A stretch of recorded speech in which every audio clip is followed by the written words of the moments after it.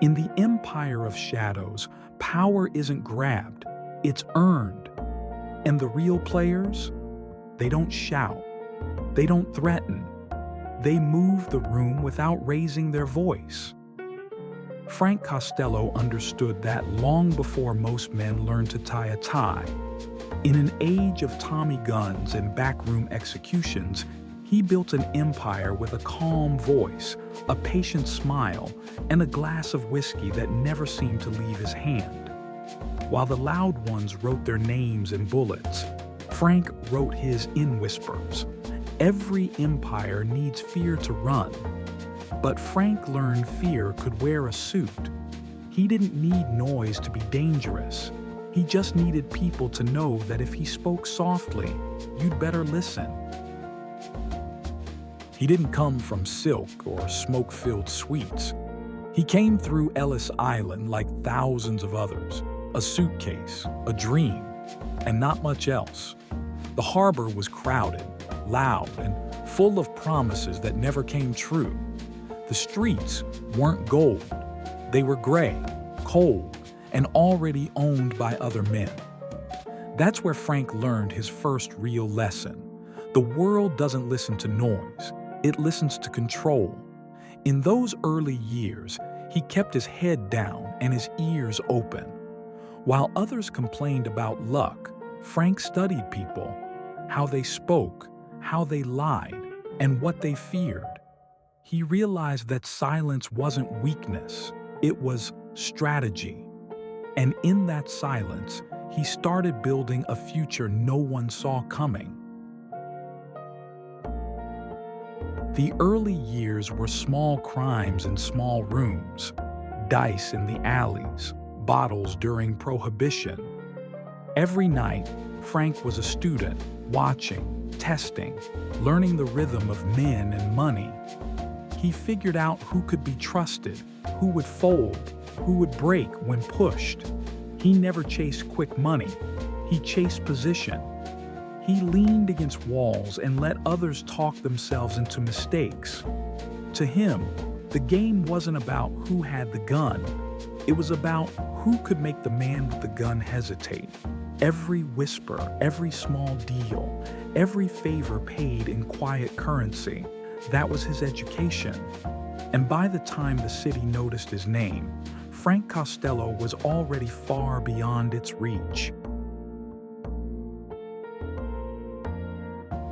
Years passed, and the loud ones started to disappear.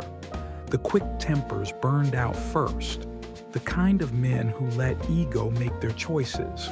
But Frank? He was never in a hurry. He kept his suits pressed, his shoes polished, his voice steady. He learned that real power doesn't hide in alleys.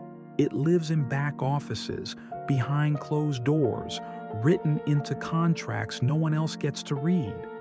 It wasn't about who held the gun anymore. It was about who decided where the gun would point. He moved from smoky bars to polished clubs, from the street corner to the corner booth, the one where judges and politicians loosened their ties, poured their drinks, and said too much.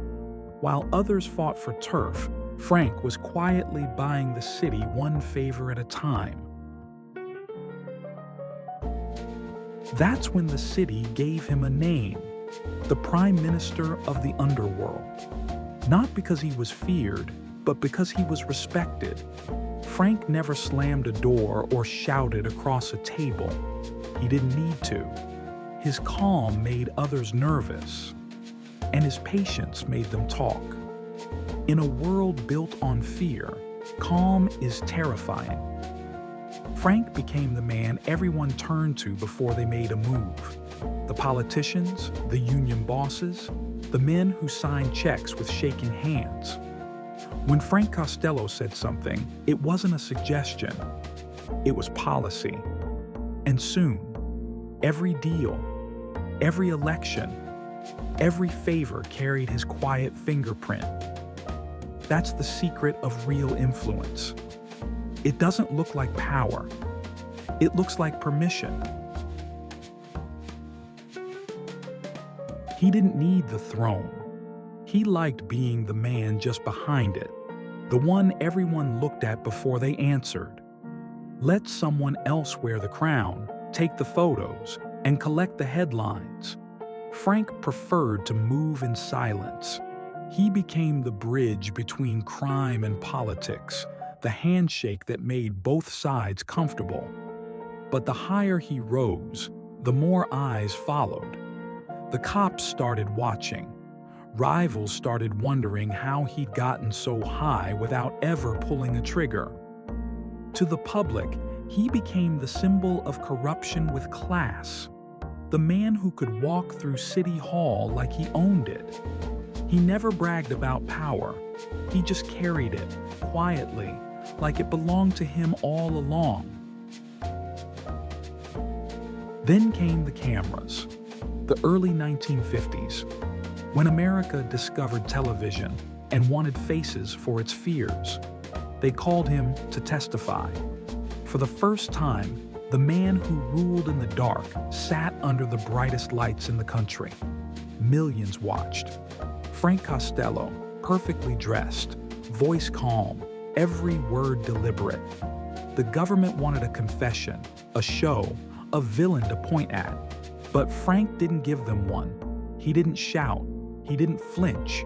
He just refused to play their game. Sometimes the loudest truth is silence.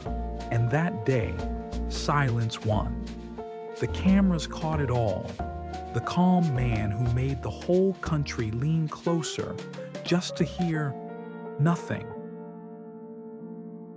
But silence only works until someone wants the noise back. The bullet came next. They always do in stories like this. A younger rival, impatient, hungry, decided Frank Costello had sat at the table too long. One night, a marble lobby, a flash, an echo, a heartbeat of chaos. The bullet grazed his skull by inches, close enough to erase him from history, but not from life. He woke up under white hospital lights, ceiling spinning, the world quieter than it had ever been. Most men in his position would have answered back. They'd have called their men, settled scores, reminded the city who was in charge. But not Frank. He looked at that ceiling and decided he'd had enough. He didn't make speeches, didn't hold meetings, didn't declare war. He just started saying no. No to deals, no to favors, no to the endless appetite of men who wanted one more move, one more dollar, one more drop of power. He still met people, still talked, but he wasn't the center anymore. In a world where no one ever retires, Frank Costello did something unheard of. He walked away. He spent his later years in gardens, in quiet rooms, in a city that had long stopped whispering his name. The man who built his legend on silence ended it the same way. Most gangsters end in one of two places, a cell or a grave. But Frank Costello found a third door. He found an exit. Not a clean one. No man in his world ever gets that, but a real one. He lived long enough to see his name fade from fear to rumor, from rumor to history. Some called that weakness. They said a real gangster never quits. But maybe Frank was the only one who understood the game all the way through. Power isn't just about control. It's knowing when to let go and walk away whole. In the Empire of Shadows, the loudest men are remembered for how they died. Frank Costello is remembered for something rarer, for leaving while he could still feel the ground under his feet. The boss who wanted out and got away. Some men build their legends in gunfire. Frank Costello built his in silence.